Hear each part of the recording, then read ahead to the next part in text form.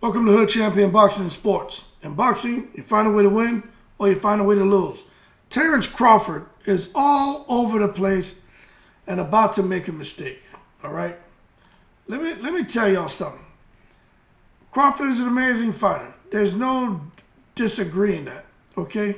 He's even proven to us that he can be a class act. But some people are saying he's daring to be great by trying to challenge Canelo, but now he's talking about, look, I'll fight Jermell Charlo, right? He doesn't want to fight Boots. Who knows what's going on with Earl Spence? And he just seems to be reaching for things, man. You know what I'm saying? He just seems to be, at this point in time, I think Crawford should, now this is my opinion, he can do what he wants. But sometimes, man, you just have to sit back and not be so vocal. He sounds desperate. If Jermell wins, I'll fight Jermell. Even if he loses, I'll fight Jermell. Well, I want legacy fights. I'll fight Canelo. 158. Oh, no, 168. No, I'll never fight Boots. I'm looking for legacy fights. Tim Tszyu, maybe. It's like, damn, man. Crawford, sit back, relax. You're kind of in the driver's seat, except for trying to negotiate with Canelo. But, you could probably get a 50-50 with a Jermell, and you're definitely the A side if you fight Boots or you go fight Tim Tszyu. But, my man, you're about to make a mistake by having people thinking you're desperate. And now you're going to be back in the same position you were with Earl Spence, where he was the A side, and now you got to come because nobody wants to give you a 50-50 split.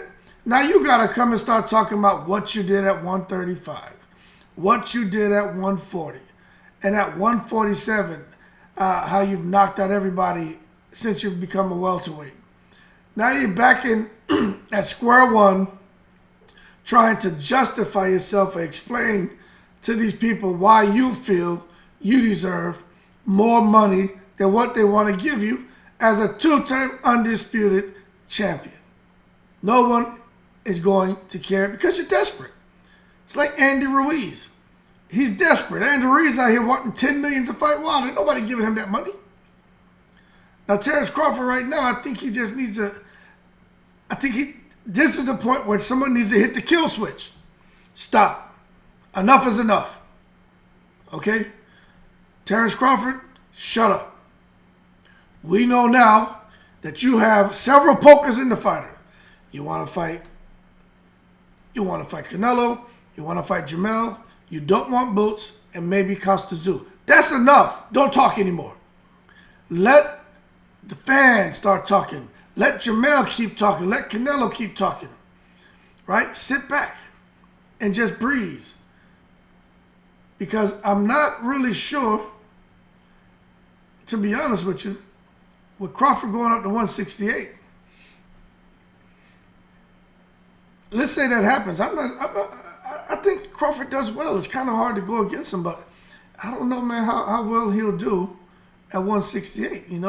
Even if he wins, will he knock those guys out? I don't know. But it's a very interesting, the idea of Crawford fighting Jermell or Canelo at 168 is very interesting. I just think he's talking a little too much. And what's surprising is a lot of people feel it'll be an easy win for Terence Crawford. How do you conclude that Crawford going up to 168 and fighting Jermell would be an easy win? I don't understand how they're getting that. Okay? But that's if Jermell beats Canelo. But I think at this point in time with Crawford, look, the other thing is to start asking the question, why is he so confident that he can go up and make a kind of fight with Canelo or Jermell at 168 to where they'll make the kind of money that they want? See, this boils down to what's going on behind the scenes.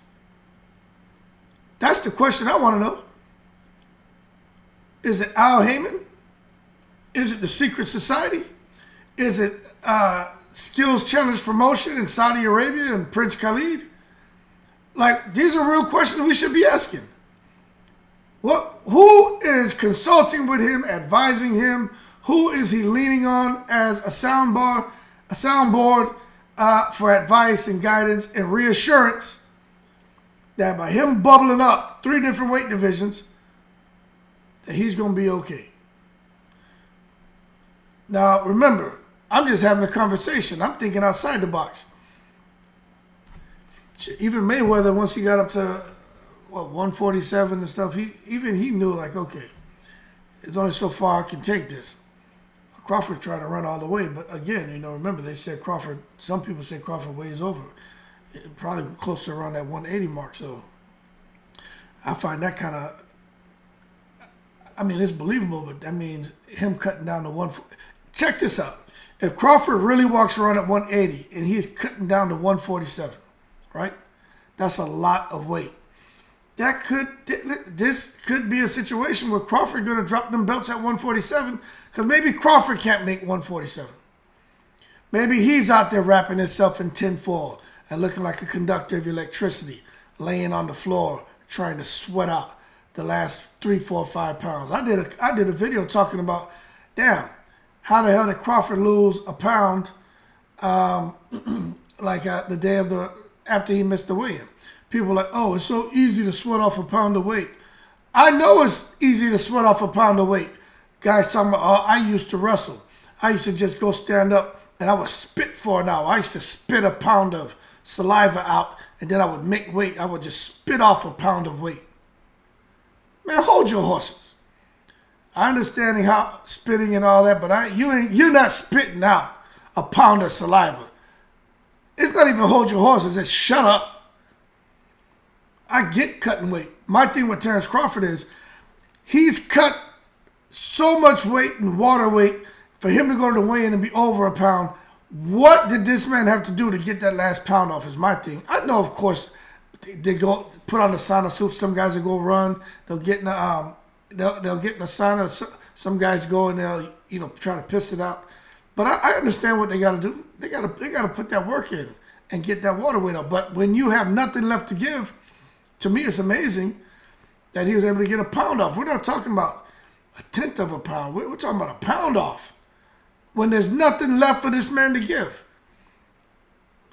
And then to come in the ring looking as strong as he did, let me tell you something. Crawford may end up dropping them belts at 147. And we may see something where the sanctioning bodies allow Crawford, if Spence and Crawford are going to fight again, they may allow the rematch for all the belts at 147 to take place at 154. Y'all pay attention, man. There's nothing saying the sanctioning bodies can't do that if they're all in concert with each other and they agree. We don't make those decisions. They do. And there's nothing stopping them.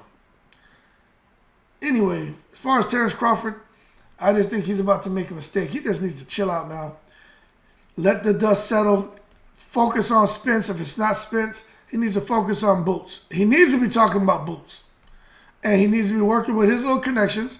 The same people Crawford worked with, where he was able to source $25 million for him, $25 million for Spence, flat fee, right? Guaranteed flat fee, no more, no less. No matter how the fight performs, this is what we get.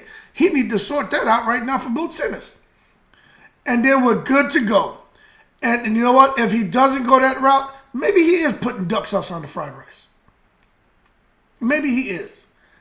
Because Canelo and Jamel, I tell you what, if Canelo loses, there's going to be a rematch between him and Jamel. You already know that. Okay? So he can forget about him. But what really needs to happen, if Terence Crawford ends up in a position where he needs the biggest fight and he can't get Canelo or Jamel, and it's not Spence, he needs to fight Boots, and he needs to touch base with that mysterious, those two mysterious companies that had those hedge funds and was willing to put up $25 million for him and Spence. You know what? Have them come up with, matter of fact, out of that $50 million total, have them give you $40 million and give $10 million to Boots. How about that? And if he doesn't want to do that, somebody putting duck sauce on the fried rice. And I just think Terence Crawford at this point needs to just chill out and really have a strategy and not be so vocal anymore. Except just say, I want to make the best fights. But all this jumping at Jamel at 154, 168, somebody at 158, 160. I'll fight Tim Tszyu. I'll fight Gervonta Davis. No, I want to fight Canelo. Yeah, Boots, never. Keith Thurman, I don't know. I'm my own man. I'm not with anybody. All right, Terence Crawford, enough is enough, man. I'm rocking with you. I'm rocking with Earl Spence. I love boxing, but I'm just telling you, somebody with my background and experience, it comes a certain point of time when you reach a certain level, you got to listen more and talk less. And there's a time, and when it's time for you to talk, you talk a lot and you talk loud. It's not Terence Crawford's time to do the amount of talking that he's doing. He needs to chill out, go on out there, catch a couple bluegill, go out there and catch some bass, maybe take a little trip in the salt water, catch some peacock bass, whatever he needs to do. But chill out, because I think he's all over the place, or at least that's the image, like he's just all over the place, trying not to miss an opportunity, and as a result, he's looking crazy to me, and I think that's a mistake that he's making. That being said, y'all keep cool. Shout out to the veterans, all 7 continents. Terence Crawford, if you can't get the big fights, fight Boots. Talk to your people that can be able to put up that $50 million for you and Spence. Have them give you 40 guaranteed, $10 million guaranteed to Boots, and then you're good to go. I'm in the breeze.